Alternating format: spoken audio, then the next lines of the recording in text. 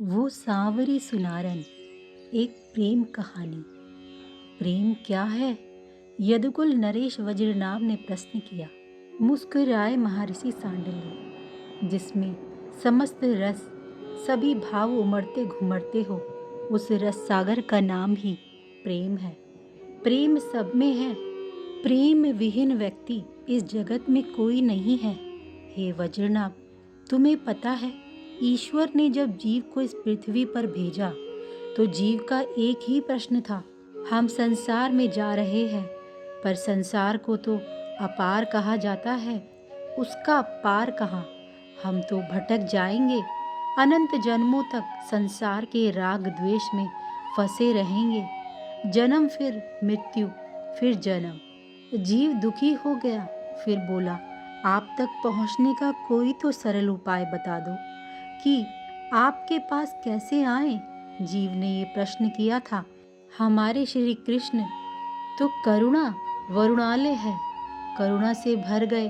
अपने जीव को बड़े प्रेम से देखते हुए बोले, मेरी एक डोर तुम्हारे पास ही रहेगी। उस डोर को पकड़कर जब चाहो मेरे पास चले आना। वो डोर क्या है गुरुदेव? वज्रनाभ ने पूछा।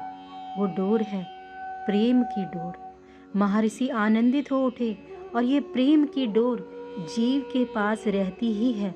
इसे कृपा करके भगवान ने ही दे दी है, ताकि इस प्रेम की डोर को पकड़कर जब चाहे वो जीव जा सकता है अपने सनातन साजन के पास। माँ के हृदय में वात्सल्य देकर भेजा ईश्वर ने। वात्सल्य रस प्रेम ही तो है। हमारे जो मित्र हैं उनमें सख्य रस दिया, ये प्रेम ही तो है। हमें पत्नी दी, हमें प्रेयसी दी। मधुर रस कहो या श्रृंगार रस कहो। हे वज्रनाभ, याद रखो, निरंतर उस कृपालु श्री कृष्ण की करुणा का स्मरण करो। देखो, प्रेम के रूप में सबके घट घट में वही बैठ गया है। बस कुछ करने की जरूरत ही नहीं है। उसी प्रेम को पकड़कर वापस जाना है अपने साजन के घर, अपने सनातन प्रियतम सनातन साथी के पास। महर्षि ने प्रेम की महिमा का गान किया। भान सरोवर के पास से एक सुंदर सांवरी सुनारन जा रही थी। कोई बिछिया ले लो, अरे कोई तो बिछिया ले लो। ऐसी वैसी नहीं है ये बिछिया, अनमोल रतन जड़े है इसमें। अरे तू तो ले ले, देख, इस बिछिया को तंत्र मंत्र से बांध दिया है मैंने। इसको जो लगाकर चलेगी, इसकी ध्वनि जिस पति प्रियतम के कानों में जाएगी, बस वो तो गुलाम बन गया समझो। कितना सुंदर बोलती थी वो सांवरी। सब बरसाने की सखियां उसकी आवाज सुनकर बाहर आ गई। वो सांवरी थी, सब देखने लगी। सुंदर थी? नहीं, सुंदर ही नहीं, बहुत सुंदर थी। रंग सांवरा था, ज्यादा ही सांवरा था। उसकी आवाज में जादू था। सांवरी तो थी, पर गजब की लग रही थी। किसी अच्छे घर की सुनारन लग रही थी। तुम्हारे बरसाने में पानी मिलोगे? थक गई थी चिल्लाते चिल्लाते। बिछिया ले लो, सुबह से ही तो चिल्लाई जा रही थी। तो क्या तुम्हारी बिछिया एक भी नहीं बिकी? एक गोपी पानी ले आई थी और पानी पिलाते हुए पूछ रही थी। ना जी, कच्छो नायो बिको। सुनारन बोली, अजी, हम तो ऐसे ही आ गई, नहीं तो हम नहीं जाती ऐसे वैसे किसी भी गांव में। पानी पी लिया था और वहीं बैठे बैठे बातें बनाने लगी थी वो सुनारन। अब देखो, हम महलन की सुनारन है, ऐसे कोई गली कूचे में घूम के बेचवे वारी थोड़ी ही। वो तो आ गई यहाँ। तो क्या कहना चाह रही हो? बरसाने की एक गोपी, वो भी तुनक गई। हाँ, तो सही कह रही हूँ। हमारे इतने कीमती बिछिया या गांव में कौन लेगा? तू हमारे बरसाने के महल में ना गई? गोपी ने फिर पूछा। देख लियो बरसाना, कछु नाई यहाँ, हम तो चली अब। इतना कहकर अपना थैला उठाया सुनारन ने और चल दी। अरे रुक तो, सुन, महल में चली जा, वहाँ खूब तेरी खातिरदारी होगी और तेरे सारे गहने भी बिक जाएंगे। बिर, अब ना बेचनो मोए, गर्मी में वैसे ही परेशान हो गई हूँ। अच्छा रुक तो, चल मेरे साथ। वो गोपी चल दी और सुनारन के आगे आगे। पर कहाँ ले जा रही है तू? सुनारन भी पूछती जा रही है। वृषभानु जी के महल में।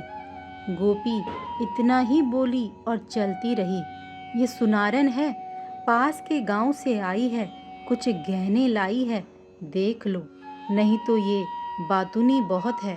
यहाँ बरसाने में इसके कुछ भी गहने नहीं बिके ना, तो ये बदनामी करेगी बरसाने की। गोपी इतना ललिता सखी को कहकर चली गई। क्या लाई हो, दिखाओ, ललिता सखी बोली। तुमको लेना है? सुनारन सच में ही ज्यादा बोलती है। नहीं, मुझे तो नहीं लेना, पर हाँ, हमारी लाडली को लेना है, ललिता सखी ने कहा। और ये भी कहा कि पहले हमें दिखाओ, हमें अच्छा लगेगा तो। पर इतना कहते हुए ललिता सखी नजरें गड़ाकर सुनारन को देखने लगी थी। तुम्हें कहीं देखा है? ललिता सखी ने कहा। अजी, नजर न लगाओ अब हम पर। घूंघट खींच लिया था उस सुनारन ने। अब देखो, अपनी लाडली को कहो कि उन्हें लेना है तो रुकूं मैं, नहीं तो जाऊं। सुनारन बोली। ललिता सखी निज महल में गई। बड़ी गहरी नींद में सो रही थी श्री जी। लौट आई नहीं, जाओ अभी, लाडली सो रही है। ठीक है, सो रही है तो जगा दो। सुनारन विचित्र है, ऐसे कैसे जगा दे? ललिता सखी ने जवाब दिया। अब हम इतनी दूर से आई हैं, तो क्या तुम्हारी लाडली उड़ भी नहीं सकती? ये सुनारन तो लड़ने पर उतारू हो गई थी। कौन कौन है ललिते? श्री राधा रानी उठ गई। अरे, एक काली सुनारन आई है, ललिता ने वहीं से बोला। देखो जी, नहीं लेना है तो मत लो, पर ये काली गोरी का भेद ना करो यहाँ। अरे, मैं सब जानती हूँ, उस काले कन्हैया ने तुम्हारे ब्रजमंडल को घुमा रखा है। पर क्या मुझे काली काली कहती हो? ये काले बादल ना बरसे ना तो तुम अन्न ना खा सकती। अरे, तू तो नाराज हो गई, ललिता सखी ने कुछ मनोहार किया। काहे नहीं हो हम नाराज, पर तू है बहुत सुंदर। ललिता मुस्कुराई। इतनी सुंदरता कहाँ से पाई, तेने बता ना।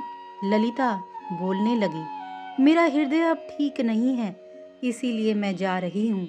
सुनारन तो जाने लगी। अच्छा अच्छा, रुक जा, रुक, फिर पूछ के आती हूँ।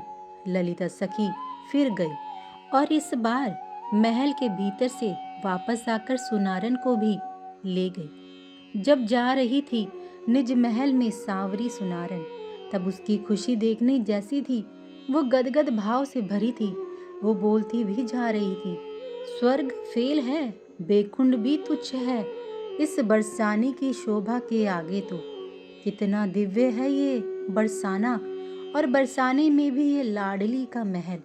बातूनी सुनारन बोलती ही गई श्री जी के निज महल में। ये रही हमारी श्री राधा रानी, ललिता सखी ने दिखाया। हे लाडली, ये है वो सांवरी सुनारन, कह रही है पास के गांव से आई हूँ, आभूषण लेकर आई हूँ, बातें तो बड़ी बड़ी करती है, बोलती भी खूब है। श्री राधा रानी ने सुनारन की ओर देखा। वो हाथ जोड़े खड़ी थी। सुंदर है, श्री राधा जी के मुख से निकल गया। हम काहे की सुंदर है, सुंदर तो आप है। सांवरी सुनारन ने अब बोलना शुरू कर दिया था। आपका ही नाम है ना श्री राधा? मैंने आपका नाम बहुत सुना है, और जब से सुना है तब से ही आपको देखने की इच्छा थी। सुनारन बोली। कितना मीठा बोलती है सुनारन, सच में तू मुझे बहुत अच्छी लगी, पर तुझे देखकर मुझे ऐसा लगता है कि तेरा और मेरा परिचय जन्मों जन्मों का है। श्री राधा रानी बोली। अजी, ये तो आपकी महानता है, नहीं तो हम कहाँ सुनारन। अच्छा, बता क्या चाहिए तुझे। श्री राधा रानी उसके पास गई और उसका हाथ पकड़ उठाया। बोल, क्या चाहती है तू। ध्यान से देखने लगी उस सुनारन को। ये घुंघराले बाल मैंने छुए हैं, ये कपोल जाने पहचाने से लग रहे हैं, ये हाथ। श्री राधा जी को रोमांच होने लगा। तुरंत सुनारन नीचे बैठ गई। मैं आपको पायल पहनाऊंगी, पर तू मोल क्या लेगी। सुनारन का चिबुक पकड़ कर उठाया। मोल, मोल में जो कहूँ। सुनारन बोली, नहीं, ऐसे नहीं होता। जो मोल भाव हो पहले ही बता। ललिता ने स्पष्ट कहा, आप बरसाने की राज दुलारी हो, फिर ये मोल भाव। श्री राधा जी उस सुनारन की एक एक बात पर गदगद हुई जा रही थी। अच्छा, ठीक है, ठीक है, तू जो कहेगी। सुनारन खुश हो गई और उसने अपने झोले से आभूषण निकालने शुरू किए। ये पायल, हे भानु दुलारी, ये पायल है, इसमें मेरा हृदय है। लो, आपके पाँवों को मेरा हृदय सौंपती हूँ। पायल पहना दी सुनारन ने। ये कुंडल आपको बहुत जचेंगे। पहना दिए कुंडल। ये हार शुद्ध मोतियों का हार है, बहुत कीमती है। आंखें मटकाती हुई बोली सुनारन, अब बता क्या लेगी। श्री राधा रानी ने अंतिम में पूछा। मुझे हिसाब तो आता ही नहीं, इसीलिए मैं क्या कहूँ। सांवरी सुनारन अब मटक रही थी। पर तूने तो कहा था कुछ नहीं लूंगी। ललिता सखी ने कहा, गलत बात है, आप अपनी लाडली से पूछ लो। मैंने कहा था ना आपसे, मोल जो मैं कहूँगी। हाँ, कहा था, कहो क्या चाहिए। श्री जी ने मुस्कुरा के पूछा। मौन ही हो गई थी कुछ देर तक वो सांवरी, कुछ बोल ही नहीं पाई। अरे कुछ तो कह, क्या दूं मैं तुझे। उठकर खड़ी हो गई। नेत्र सजल हो गए उस सुनारन के। जब नैनों को देखा श्री राधा रानी ने, तब वो चौंक गई। मुझे एक बार अपने हृदय से लगा लो। नेत्र बरस पड़े थे। श्री राधा रानी बस देखती ही रही। उनके भी समझ नहीं आ रहा था कि ये सुनारन तो पहचानी सी लग रही है। प्यारी, बस एक बार अपने हृदय से लगा लो। फिर वही बात दोहराए जा रही थी। श्री राधा रानी से रहा नहीं गया। वो दौड़ी और उस सुनारन को जैसे ही गले से लगाया, तुम प्यारे, श्याम सुंदर, आनंदित हो उठी श्री जी। तो तुम हो।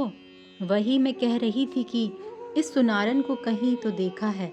ललिता सखी ने हंसते हुए कहा, प्यारे, मेरे प्राण, मेरे सर्वस्व, क्यों ऐसी लीला करते हो। कपोल को छूते हुए श्री राधा रानी बोल रही थी, तुम्हारे बिना एक पल भी चैन नहीं आता। सच प्यारी, पर ये क्या। अन्य समस्त सखियां भी वहां आ गई और ललिता के कहने पर सबने पकड़ लिया। अब श्याम सुंदर वहां से भाग भी तो नहीं सकते थे।